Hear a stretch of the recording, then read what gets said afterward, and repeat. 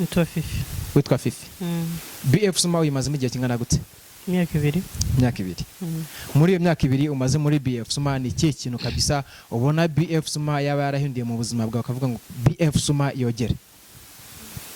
BF Suma yakoze ikintu nakita kari Kigali ku buzima bwanjye. First nari umucuruzi. Yego. Naricururizaga. Ariko nyuma naje kubireka maze kumenyana na BF Suma. Yego. Livo nari ndiho icyo gihe bitandukanye niyo ndiho uyu munsi. Muri make BF Suma yahinduye ubuzima bwawe mu buryo bumwe cyangwa ubundi? Yarabuhinduye cyane ku buryo ni wambwira ngo urampa akazi mpembe 500 ndeke BF Suma. Nakubwira ngo izo ni injuga.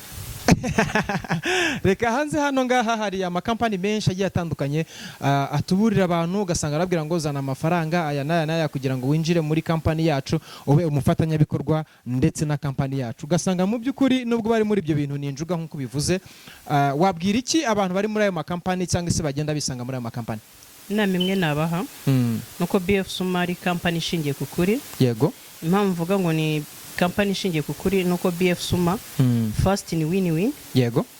Urayiha ikaguha, utayihaye ntacyo iguha.